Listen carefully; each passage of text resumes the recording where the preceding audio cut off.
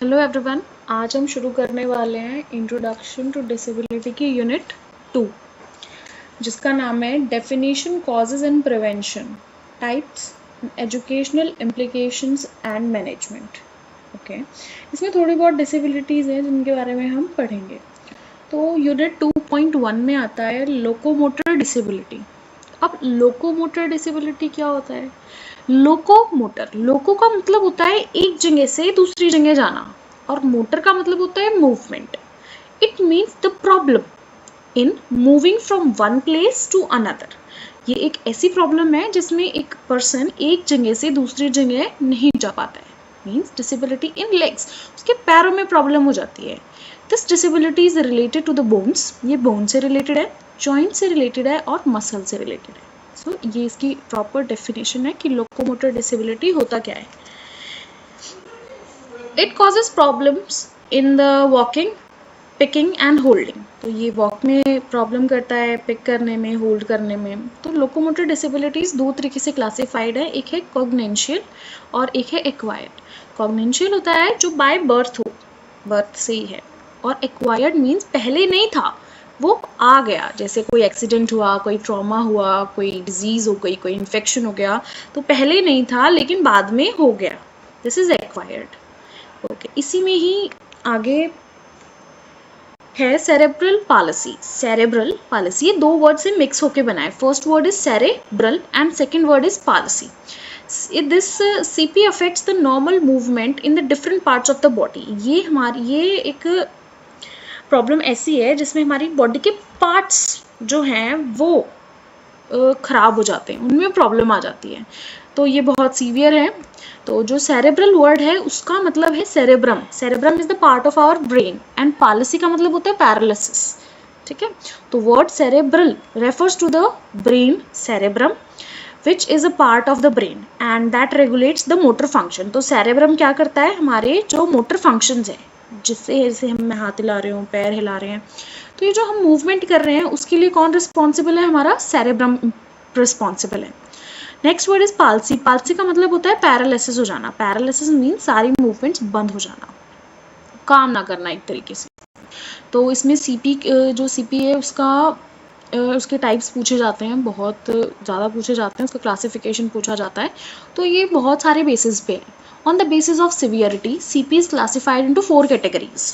First, mild. Mild मतलब जिनको कम help की ज़रूरत है। मॉडरेट, जिनको हाँ ज़रूरत तो है। सीवियर, जिनको बहुत ज़्यादा ज़रूरत है। और प्रोफाउंड, जो टोटली डिपेंडेंट हो जाते हैं। तो माइल्ड में जिनको कम ज़रूरत है, अच्छा इसमें कर दो, इसमें हेल्प कर दो थोड़ी सी बस।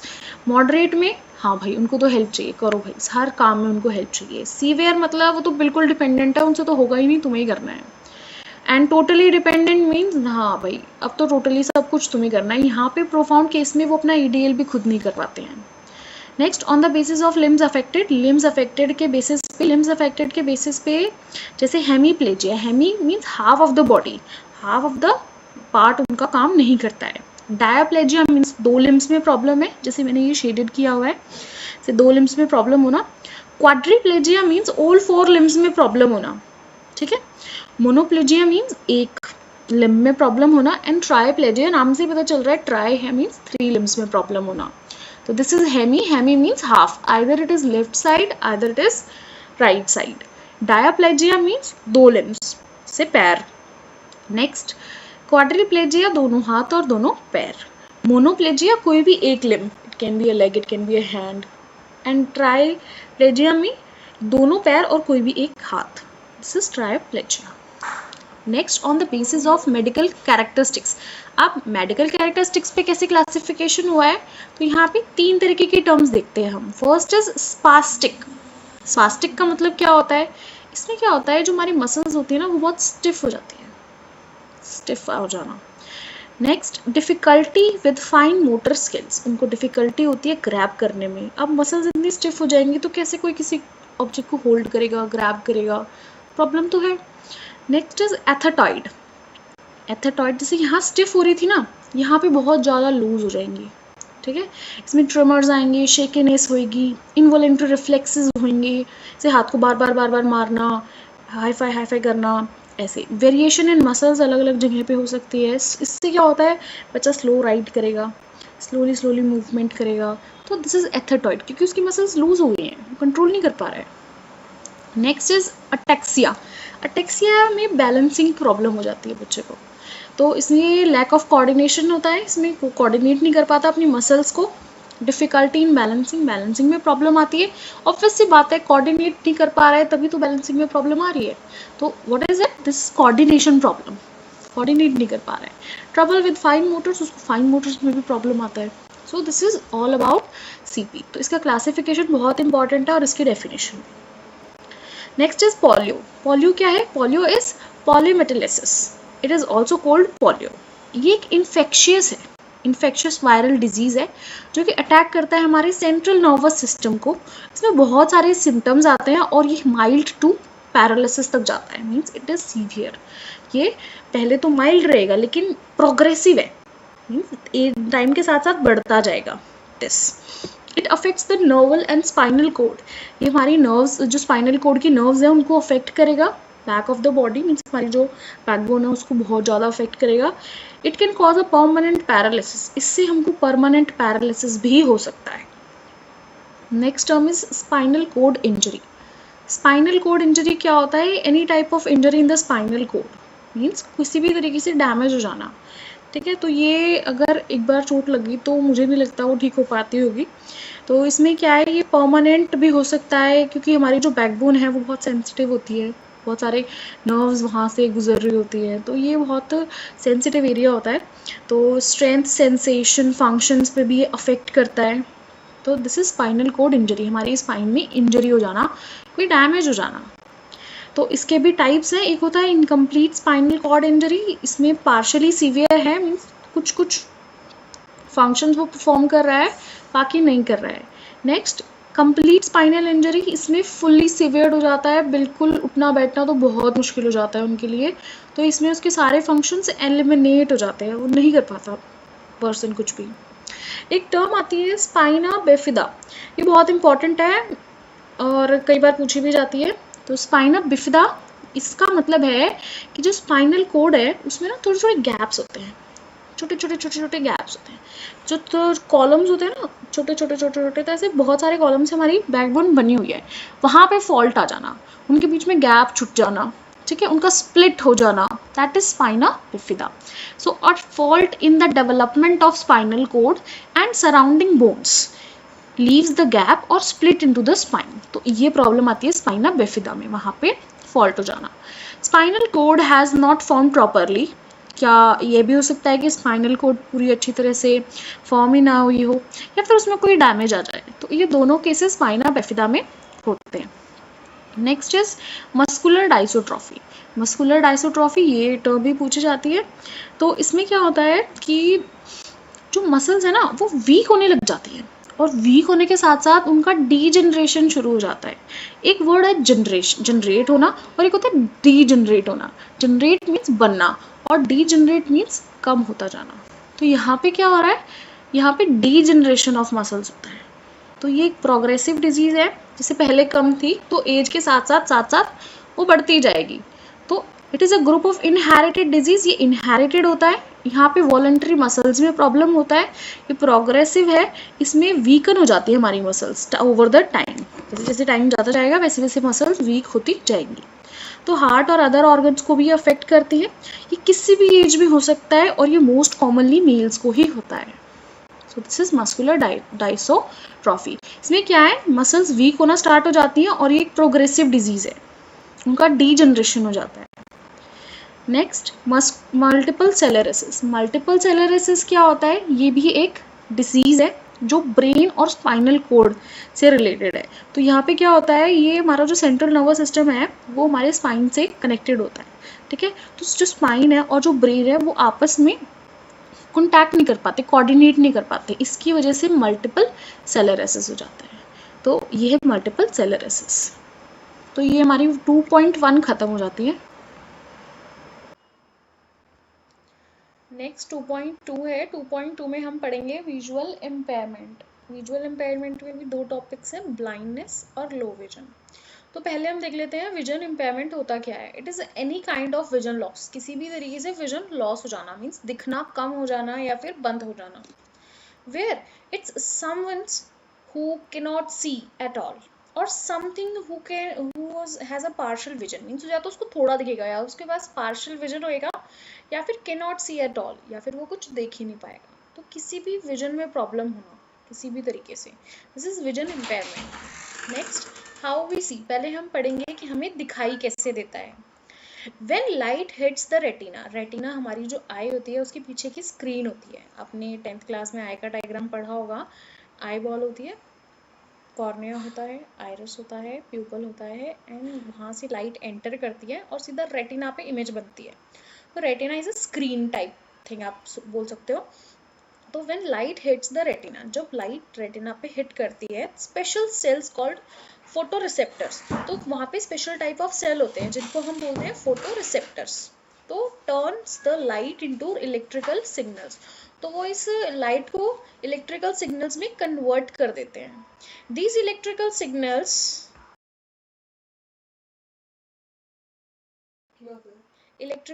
में कन्वर्ट कर देते हैं and these electrical signal travel from the retina through an optic nerve. तो फिर ये जो सिग्नल्स हैं ये ऑप्टिक नर्व के थ्रू हमारे ब्रेन तक जाते हैं. जो ब्रेन है वो उस इमेज को डिटेक्ट करता है and then we able to see the object. तो ये पूरा प्रोसेस होता है. पहले लाइट ने एंटर किया प्यूपल से, रेटिना पे लाइट रिफ्लेक्ट हुई, देन वहाँ पे स्पेशल टाइप ऑफ सेल्स थे फोटो रिसेप्टर्स, उन्होंने उस लाइट को इलेक्ट्रिकल सिग्नल्स में कन्वर्ट किया.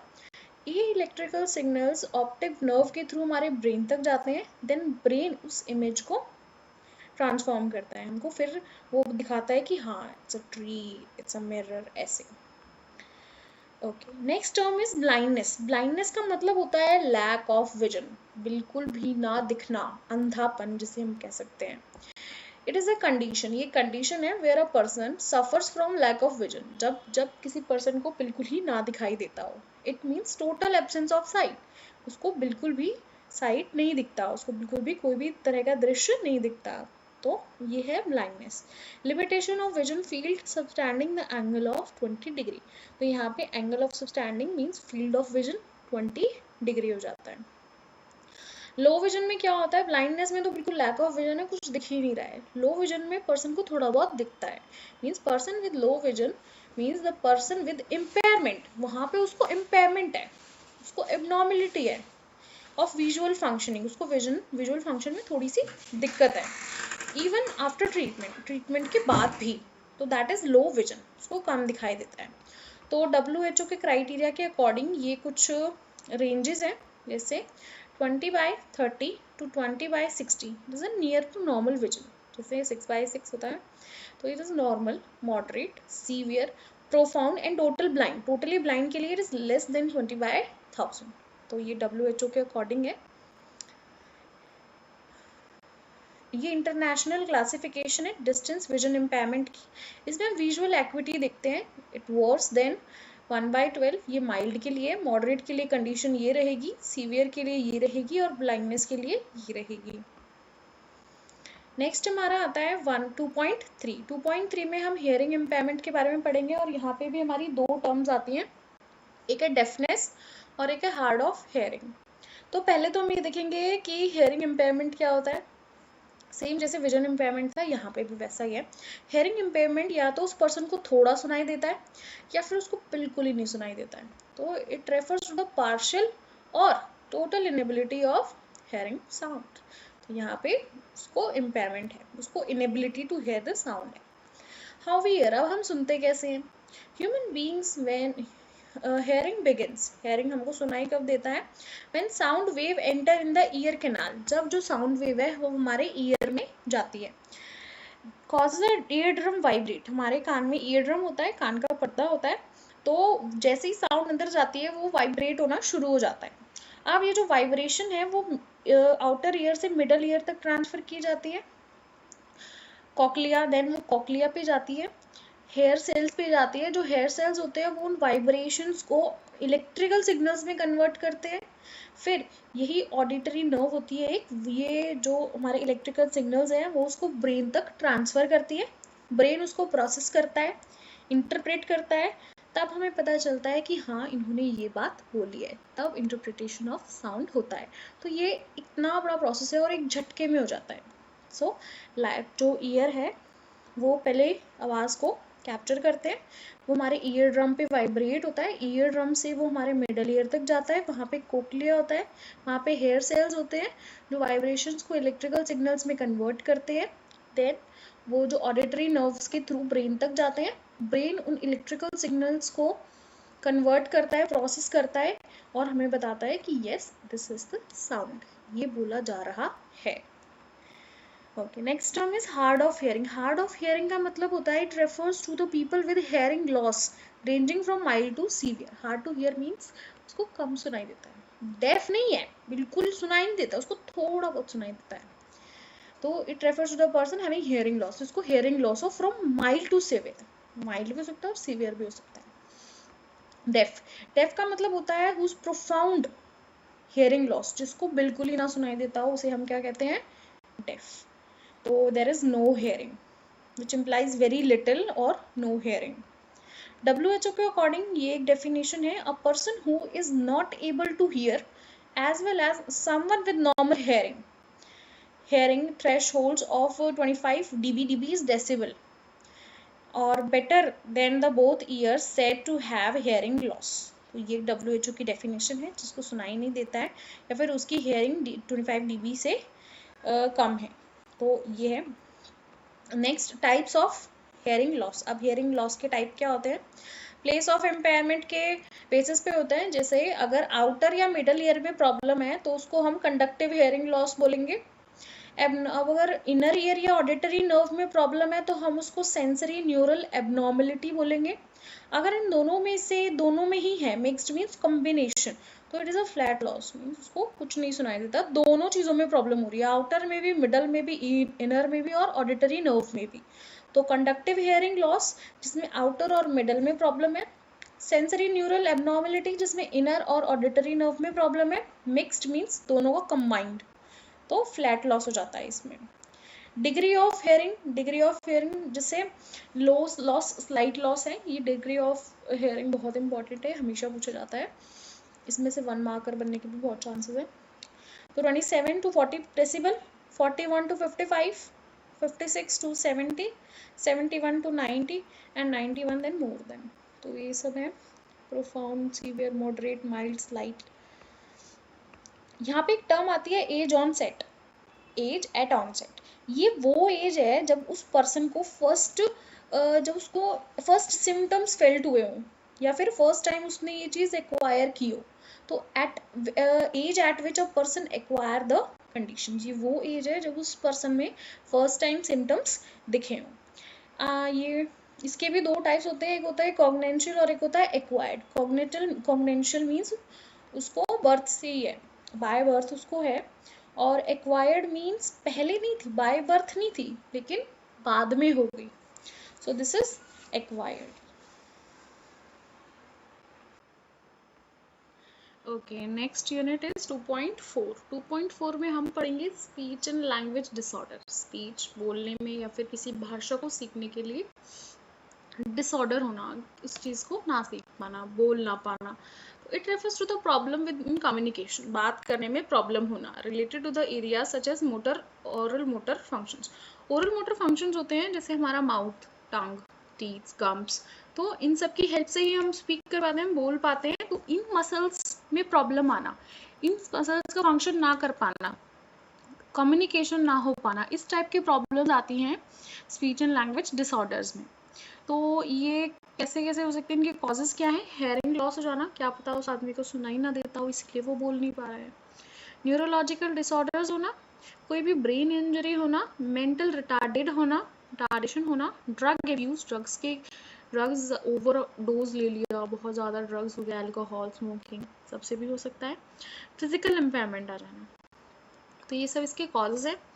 अब स्पीच डिसऑर्डर का मतलब क्या होता है, it refers to the difficulty of producing speech and sound. Speech में क्या होता है, आवाज़ निकल नहीं पा रही है, स्पीच नहीं हो रहा है, वो ढंग से उन चीज़ों को बोल नहीं पा रहा है पर्सन, उसको प्रॉब्लम आ रही है। विद द वॉइस क्वालिटी, ढंग से बोला नहीं जा रहा है उससे। Trouble with PMBH, and W sound at the age of 1 और 2 ईयर्स। तो ये स्पीच प्रॉब्लम्स बच्चों में दिखती हैं 1 और 2 ईयर्स में। क्या वो बच्चा बोलेगा नहीं? कुछ माइलस्टोन्स होते हैं कि इतने टाइम तक तो बच्चा बोल ही लेता है।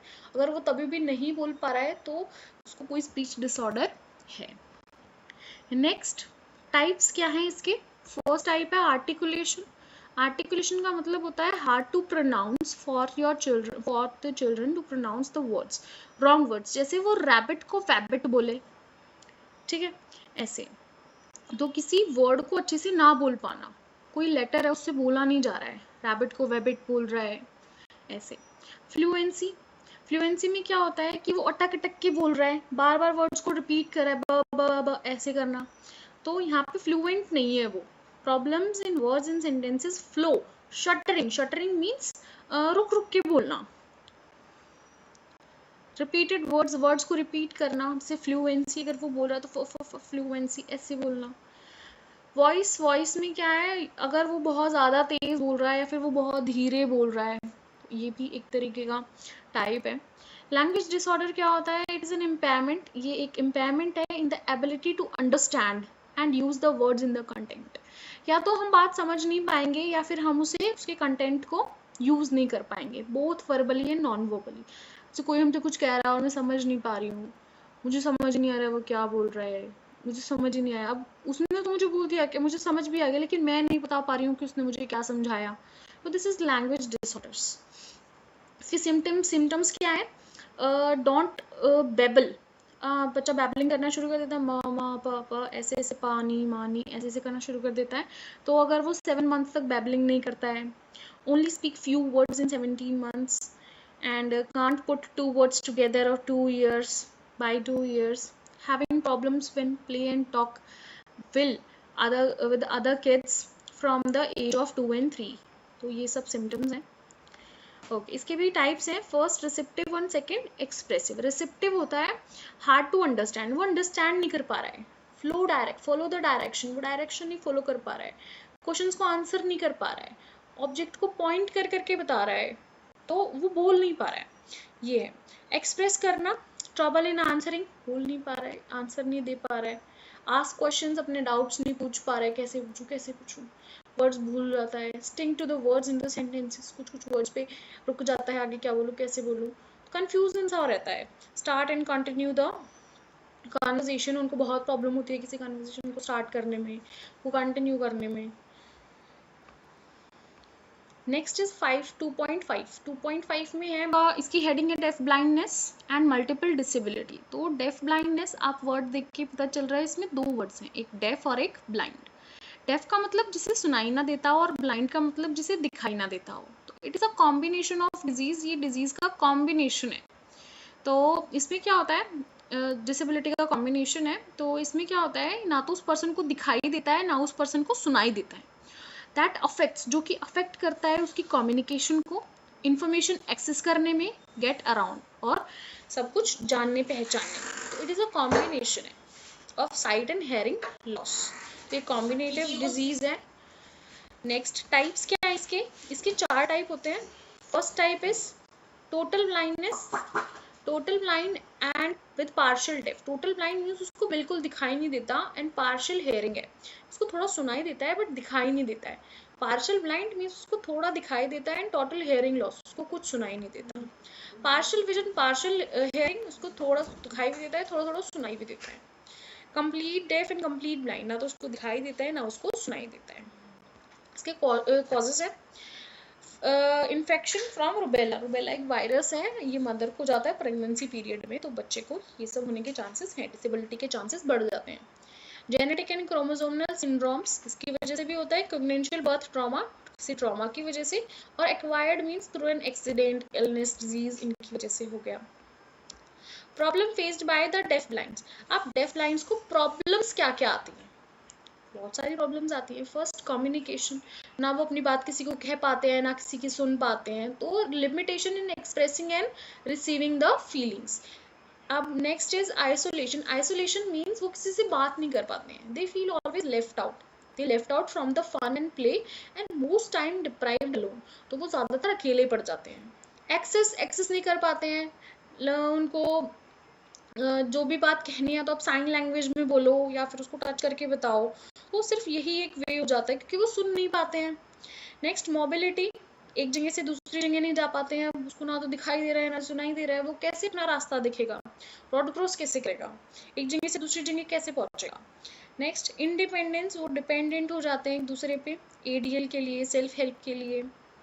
कंसेप्ट डेवलप नहीं हो पाता, जैसे कंक्रीट है, कंक्रीट में मीन्स वो इजीली आइडेंटिफाई कर देते हैं, जैसे कोई चेयर है, हार्ड है, पानी है, लिक्विड है, ठीक है। सेमी कंसेप्ट जैसे जूस और वाटर, उसको कैसे फर्क पता चलेगा, जूस भी उनके लिए तो जूस भी लिक्विड है, वाटर भी लिक्विड है, यहाँ पे उनको टेस्ट कराएंगे। नेक्स्ट एब्स्ट्रैक्ट फीलिंग्स, जैसे फीलिंग्स है उनको वो टच भी नहीं कर सकते, उनके बारे में कैसे पता चलेगा, ये हैप्पी, ये सैड, ये सब होता है, तो फीलिंग्स के बारे में भी तो उनका कंसेप्ट डेवलपमेंट नहीं हो पाता है। कुछ प्रिवेंशन है डेफ ब्लाइंडनेस के लिए, इम्यूनाइजेशन अगेंस्ट रूबेला, रूबेला के अगेंस्ट इम्यूनाइजेशन होना चाहिए। Education for all women bearing the child, जो भी वुमेन्स है जो चाइल्ड बेयर करने वाली है उनको प्रॉपर एजुकेशन होनी चाहिए। Accessibility of health care for womens, womens के लिए हेल्थ केयर फैसिलिटीज़ होनी चाहिए। गवर्नमेंट ने बहुत सारे प्रोग्राम्स पॉलिसीज़ देती है, बहुत सारे हेल्थ सेंटर्स खुलवाती है, उनमें फ्री एक्सेस होना चाहिए। सिम्टम अवेयरनेस होनी चाहिए, government organisation campaigns workshop spreading awareness होनी चाहिए।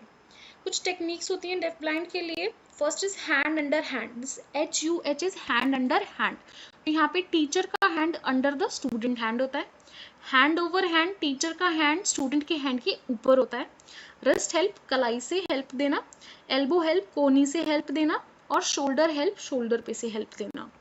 तो ये कुछ टेक्निक्स हैं।